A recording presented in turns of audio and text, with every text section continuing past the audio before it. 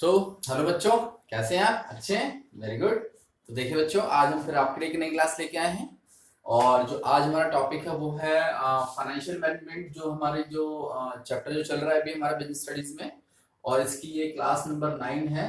और आज हम करेंगे, जो इसमें टॉपिक है वो है हमारा fix capital and working capital.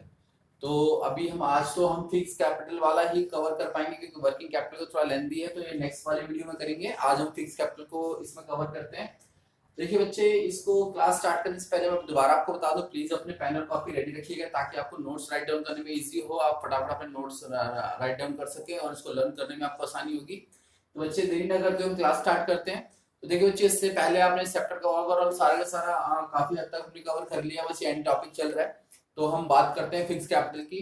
Actually में देखो, फिक्स कैपिटल का मतलब क्या है, आपने कैपिटल बजटिंग भी स्टार्टिंग में पढ़ा था, अगर आपको याद हो। तो कैपिटल बजटिंग में हमने क्या पढ़ा था कि जब हम लोग अपने फंड्स को लॉन्ग टर्म एसेट्स में इन्वेस्ट करते हैं, यानी फिक्स एसेट्स में इन्वेस्ट करते हैं, तो उसको हम क्या बोलते हैं? कैपिटल बजटिंग बोलते हैं। बट यहाँ पर थोड़ा सा सिमिलर है, बट थोड़ा सा डिफरेंस है। यहाँ पर एक्चुअली हम बात करेंगे फिक्स कैपिटल की। तो फिक्स कैपिटल क्या होता है? Fix capital the portion of the total capital which is invested in the fix assets, यानी लॉन्ग टर्म एसेट्स। यानी टोटल कैपिटल का वो पोर्शन जो आप एक फिक्स कैपिटल में इन्वेस्ट करने वाले हो। तो हमें ये देखना होता है कि उसका रेशियो कितना रखना है। एक्चुअली क्या होता है, जो टोटल कैपिटल जो हमारी होती है, टोटल कैपिटल का हम कुछ पोर्शन फिक्स कैपिटल में और यानी फिक्स कैपिटल रखते हैं, यानी फिक्स एसेट्स में इन्वेस्ट करते हैं, और कुछ जो हमारा जो प्रोपोर्शन होता है वो हम वर्किंग कैपिटल यानी करंट एसेट्स में इन्वेस्टमेंट करते हैं। तो बेसिकली हमें डिसाइड ये करना होता है कि भाई हमें कितना पैसा fix capital as a invest करना है, यानी फिक्स एसेट्स में इन्वेस्ट करना है, और कितना पैसा हमें करंट एसेट्स यानी एज अ वर्किंग कैपिटल में इन्वेस्ट करना है। अब ये हम डिसाइड कैसे करते हैं कि भाई हमारा कितना पोर्शन हमारा वर्किंग कैपिटल और कितना पोर्शन हमारा फिक्स कैपिटल में होना चाहिए, यानी फिक्स एसेट्स में होना चाहिए। वो डिपेंड करता है कंपनी की नेचर ऑफ वर्क पे, यानी कंपनी का नेचर ऑफ वर्क क्या है, कंपनी का क्राइटेरिया क्या है, कंपनी के इन्वेस्टमेंट पर्पस क्या है, कंपनी की प्रोजेक्ट्स क्या है, कंपनी के टारगेट्स क्या है। ये सब बहुत सारी चीजें हैं जो कंपनी, ये चीजें सारी working capital sorry fix capital यानी आपकी लॉन्ग टर्म इन्वेस्टमेंट को क्या करती है? इम्पैक्ट डालती है। अब देखिए, यहाँ पे हम लोग इसको थोड़ा सा पढ़ते हैं टेक्निकल उससे तरीके से कि हमारा फिक्स कैपिटल क्या होता है। Fix capital means the portion of the capital investment in long term assets और fix assets of a firm, जो कि मैंने आपको बताया है। देखिए दोबारा से मैं रिपीट कर रहा हूं इसको। यहाँ पर है आपका fix capital means the portion of capital investment in long term assets और फिक्स एसेट्स, यानी हम लॉन्ग टर्म एसेट्स को क्या बोलते हैं? फिक्स एसेट्स बोलते हैं। तो जितना पोर्शन ऑफ कैपिटल का फिक्स एसेट्स या लॉन्ग टर्म एसेट्स में इन्वेस्टमेंट करते हो, उसको हम क्या बोलते हैं? फिक्स कैपिटल बोलते हैं। इसमें एग्जांपल्स में आपके लैंड एंड बिल्डिंग है, प्लांट एंड मशीनरी है, फर्नीचर एंड फिक्सर है, और भी सारी चीजें हैं इसमें जो आपकी आती हैं। तो बेसिकली ये हमारा क्या होता है? कैपिटल फिक्स कैपिटल होता है। देन अब हम बात करते हैं कि ऐसे कौन कौन से रीजंस हैं, कौन कौन से फैक्टर्स हैं जो हमारे फिक्स एसेट्स को फिक्स कैपिटल को अफेक्ट करते हैं। देखिए सबसे पहले हमारा क्या आता है? Nature and type of business. Nature and type of the business में क्या होता है? देखिए ये बहुत बड़ा फैक्टर होता है जो कि आपके फिक्स कैपिटल को अफेक्ट करता है। सपोज करो कि हमारी कोई सर्विस इंडस्ट्रीज है, जैसे सर्विस इंडस्ट्री, जैसे मान लो मैं अपना अपना ही एग्जांपल लेता हूँ, सेल्फ एग्जांपल हम लोग लेते हैं, जैसे हमारे ट्यूटोरियल्स होते हैं या फिर हमारे टीचिंग इंडस्ट्रीज है। टीचिंग इंडस्ट्रीज में और ट्यूटोरियल्स में जो हमारी मशीनरीज का बहुत बड़ा रोल नहीं है। यहाँ पर हम कैपिटल इंटेंसिव नहीं वर्क करते, क्योंकि यहाँ पर ऐसा कोई हमें मशीनरीज का रोल नहीं है, यहाँ पे कोई प्लांट बड़ा बड़ा हमें कोई प्लांट ही लेना होता है, यहाँ पे कोई बहुत बड़ी लैंड नहीं लेनी होती हमें। तो यहाँ पर बेसिकली जो इन्वेस्टमेंट होती है वो लॉन्ग टर्म एसेट्स पे यानी फिक्स एसेट्स पे, उसका जो प्रोपोर्शन होता है बहुत ही कम होता है। यानी मैं केवल ट्यूटोरियल या फिर टीचिंग लाइन की बात नहीं कर रहा, अदर भी ऐसे बहुत सारी सर्विस इंडस्ट्रीज हैं, जैसे आपकी जो ट्रेडिंग फर्म्स हो गई, बैंकिंग हो गई, आपकी आपके रेस्टोरेंट्स वगैरह हो गए। यहाँ पर भी क्या होता है कि बहुत ज्यादा बड़ी बड़ी मशीन्स का, फिर ऐसा कोई प्रोडक्शन का इशू नहीं होता कि आपको बहुत ज्यादा प्रोडक्शन करना है। तो ऐसी कोई भी इंडस्ट्रीज जहाँ पे सर्विस सेक्टर का रोल ज्यादा होता है, जहाँ पे आपको केवल एक वर्चुअल सर्विसेज देनी होती है, जहाँ पे मशीनरीज का रोल नहीं होता, तो वहां पर क्या होता है? उन ट्रेडिंग फर्म्स में क्या होता है कि आपको जो है जो investment in long term assets है वो हमारी क्या होती है? कम होती है। उसी के ऑपोजिट में अगर आप जाओ, तो अगर आपको मैन्युफैक्चरिंग का हब है, जो मैन्युफैक्चरिंग कंपनीज है, जैसे कोई प्लांट एंड मशीनरी, कोई कोई बहुत बड़ा प्रोडक्शन कर रहा है किसी प्रोडक्ट का, तो वहां पर जहाँ पे प्लांट है, जैसे जैसे आप ऑटोमोबाइल्स में चले जाओ, अगर वहां पर आपको प्लांट लगाना तो देयर इज ह्यूज इन्वेस्टमेंट, तो वहां पे बहुत बड़ी इन्वेस्टमेंट होती है। तो आपको ऐसे कई बार देखना होता है कि आपका जो वर्क है, जो आपका बिजनेस, उसका नेचर क्या है। अगर नेचर आपका मैन्युफैक्चरिंग है तो नो डाउट आप जो उसमें जो इन्वेस्टमेंट ऑफ फिक्स कैपिटल होगी वो बहुत ज्यादा होगी फिक्स एसेट्स में। और अगर आपका ट्रेडिंग फर्म है, कोई सर्विस इंडस्ट्रीज है, तो वहां पर आपका जो फिक्स एसेट्स में जो इन्वेस्टमेंट होगी वो हमारी कम होगी। ठीक है बच्चे। इसी तरीके से हम देखते हैं सेकंड वन में, स्केल ऑफ ऑपरेशंस में। स्केल ऑफ ऑपरेशंस में क्या होता है कि अगर आपको अपना स्केल ऑफ ऑपरेशन यानी जो प्रोडक्शन का जो लेवल है अगर बहुत ज्यादा रखना है और वो मार्केट में बहुत ज्यादा उसको प्रोवाइड करवाना है, तो आप नो डाउट आपके लिए प्रोडक्शन होना बहुत जरूरी है। तो अगर आपका प्रोडक्शन आपको बहुत ज्यादा जरूरी है, तो प्रोडक्शन ज्यादा करने के लिए आपको क्या चाहिए होगा, आपको वो मशीनरीज चाहिए होंगी, उतना प्लांट, आपके प्लांट का साइज बड़ा होना चाहिए, आपको नंबर ऑफ मशीनरीज ज्यादा होनी चाहिए, तभी आप उतना प्रोडक्शन कर पाओगे।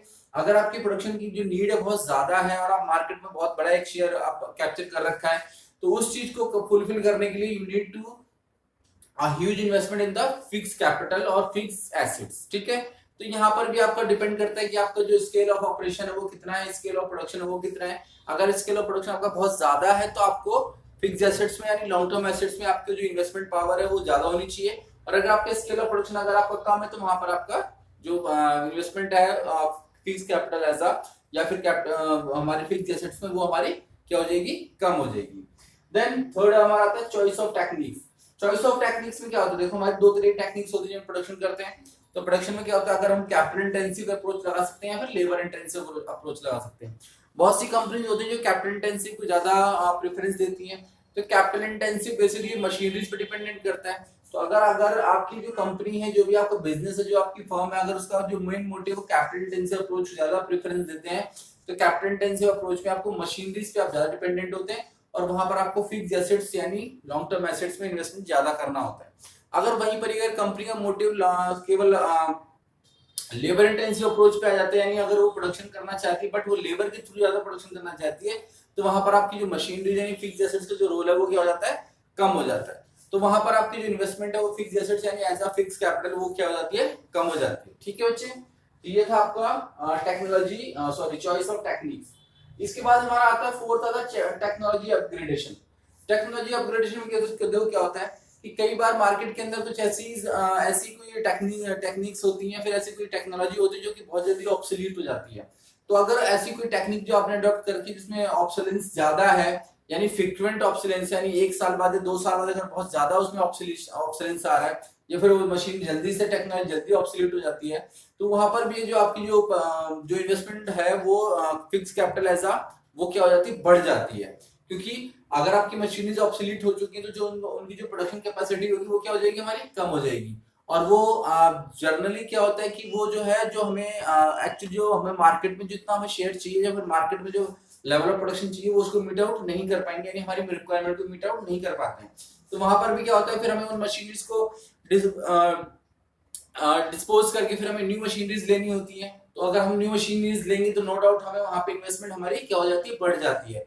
तो इस पर्पज में भी हमारी जो लॉन्ग टर्म इन्वेस्टमेंट है यानी जो फिक्स कैपिटल है वो भी हमारी क्या हो जाती है, उसका शेयर बढ़ जाता है। देन इसके बाद हमारा था ग्रोथ प्रोस्पेक्ट।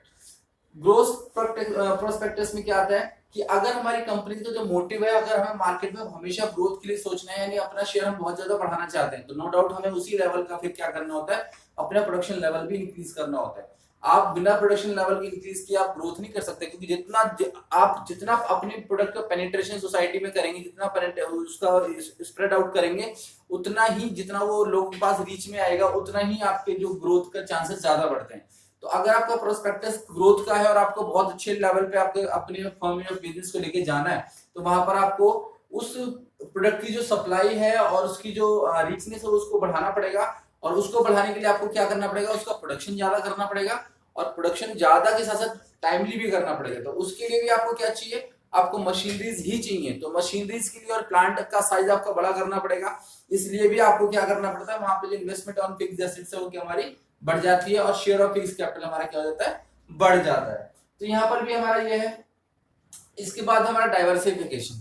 डाइवर्सिफिकेशन में क्या होता है बच्चे, कभी कभी क्या होता है कि कोई बिजनेस अगर हमारा, सपोज करो कि मैंने कोई बिजनेस पर्टिकुलर बिजनेस करा और उस बिजनेस में मुझे बहुत अच्छा रिस्पॉन्स नहीं मिला, मैंने बिजनेस में इन्वेस्टमेंट कर दी बट उस बिजनेस में मुझे बहुत अच्छा रिस्पॉन्स नहीं मिला, या फिर मुझे ये लग रहा है कि नहीं यार ये बिजनेस मेरे लिए बहुत अच्छा नहीं है, मैं दूसरे बिजनेस में अगर जाके कर सकता हूँ तो वो मेरे लिए ज्यादा बेटर होगा, ज्यादा बेनिफिशियल होगा।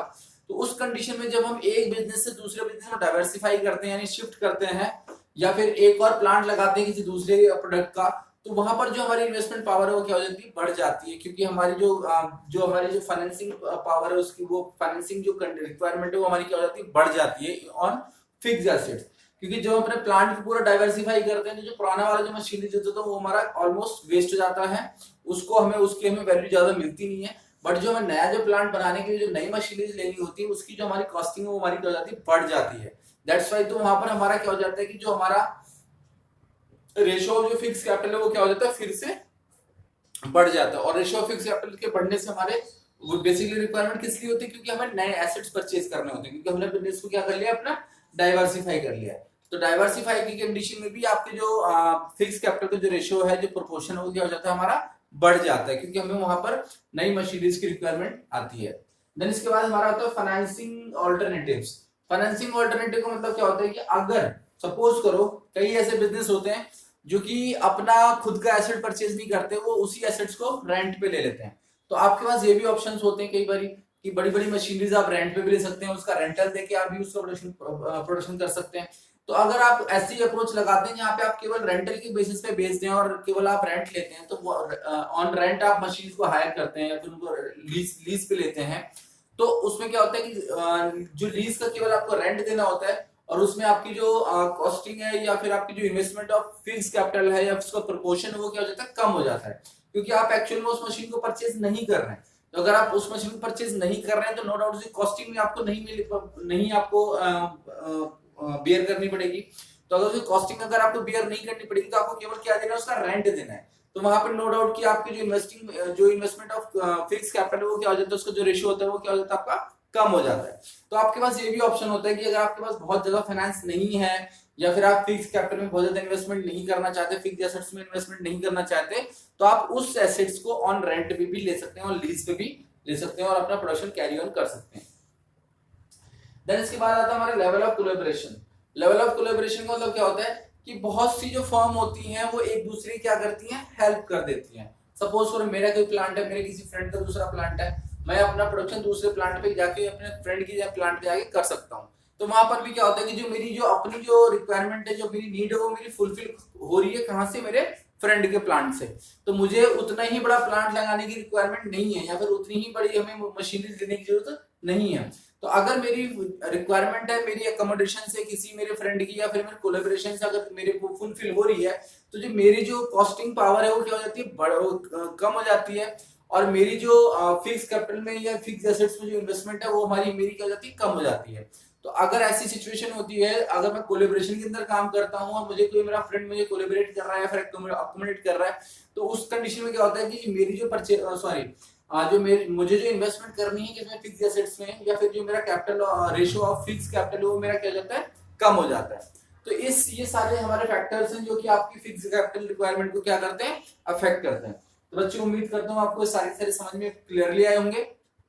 नेक्स्ट वीडियो में हम इसका सेकंड वाला पोर्शन वर्किंग कैपिटल भी करेंगे। तब तक आप इसको दोबारा मेरा वीडियो देखना ताकि अच्छे से आपको और समझ में आ जाए, और इसको आप इसके नोट्स वगैरह आप राइट डाउन करना ताकि आपको एग्जाम टाइम पे आपको समझने में प्रॉब्लम ना हो। तो बच्चे अगले वीडियोस के साथ हम फिर आएंगे, तब तक के लिए आप हेल्दी रहिए, हैप्पी रहिए एंड अच्छे से पढ़ते रहिए। Have a nice day, thank you so much.